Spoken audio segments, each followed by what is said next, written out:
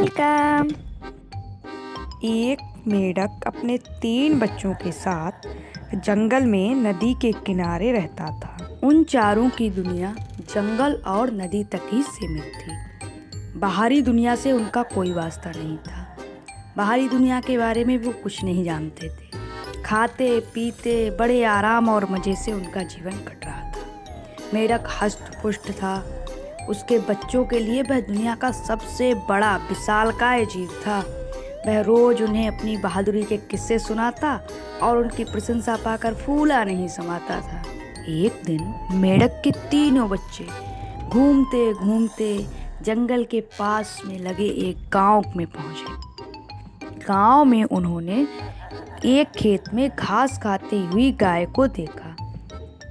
गाय को देखकर उनकी आंखें खुली की खुली रह गईं, क्योंकि उन्होंने इतना बड़ा जीव अपने जीवन में कभी नहीं देखा था।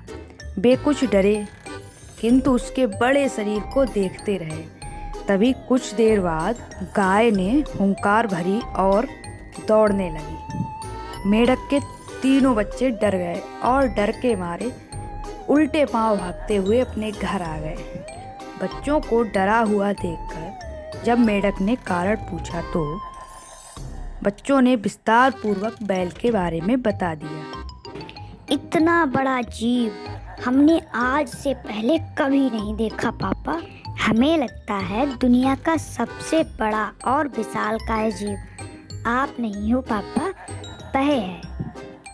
अपने बच्चों की बात सुनकर मेढक को बुरा लगा। उसने पूछा, वह जीव दिखने में कैसा था? उसके बड़े बड़े 4 पैर थे, एक लंबी सी पूंछ थी, 2 नुकीले सींग थे।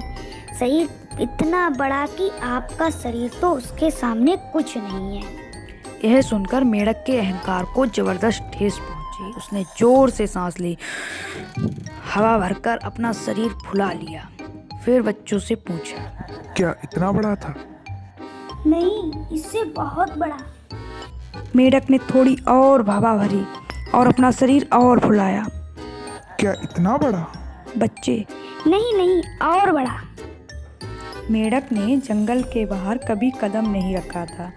उसे बैल के आकार का बिल्कुल भी अनुमान नहीं था, किंतु उसने जिद पकड़ ली थी कि अपने बच्चों के सामने स्वयं को नीचा नहीं दिखाना है। वह और जोर से सांस खींचकर ढेर सारी हवा अपने शरीर में भरने लगा। उसका छोटा सा शरीर गेंद के समान गोल हो गया, किंतु इतने पर भी वह नहीं रुका। उसने शरीर में हवा भरना जारी रखा। उसने इतनी सारी हवा अपने शरीर में भर ली कि उसका शरीर वह संभाल नहीं पाया और फट गया। अपने अहंकार के कारण मेढक की जान चली गई। वह मर गया। अहंकार नहीं करना चाहिए, अहंकार विनाश का कारण है।